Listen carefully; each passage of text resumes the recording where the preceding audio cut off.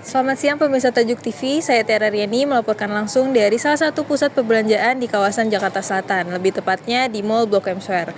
Seperti yang kita tahu, Mall Blok M Square sendiri memiliki banyak tempat menarik yang dapat dikunjungi, salah satunya adalah pusat perbelanjaan thrifting. Penasaran kan apakah thrifting sampai saat ini masih banyak diminati dan bagaimana para penjual thrifting tetap bertahan di tengah persaingan yang semakin ketat? Mari kita cari tahu lebih lanjut.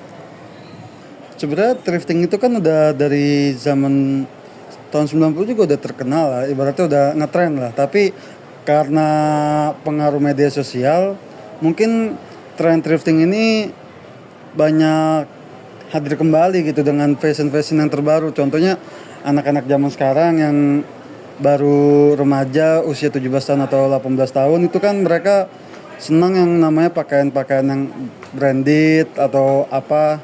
Jadi mereka mencari solusi pengen pakaian yang branded atau bermerek tetapi harga terjangkau, ya ini thrifting itu. Jadi pasar kita emang pasar khusus anak-anak remaja gitu. Thrifting masih menjadi tren yang diminati oleh generasi muda saat ini karena menawarkan berbagai keunikan dan keuntungan. Selain harganya yang terjangkau, barang-barang thrift seringkali memiliki nilai estetika dan keunikan tersendiri yang sulit ditemukan di produk baru. Tren ini juga semakin populer karena sejalan dengan kesadaran generasi muda terhadap isu lingkungan, seperti upaya mengurangi limbah fashion.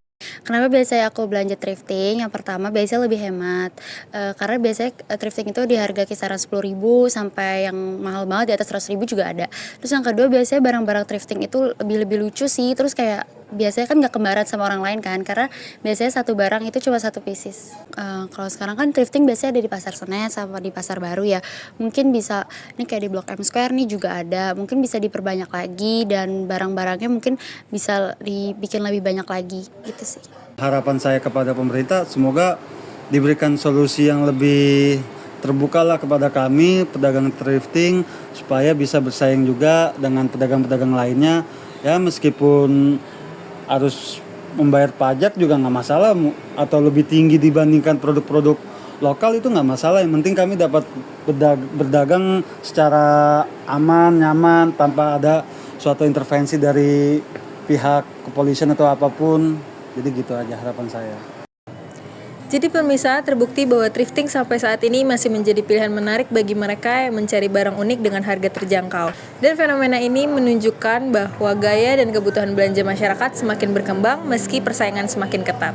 Dari Blok M, saya Tiara Riani melaporkan untuk Tajuk TV.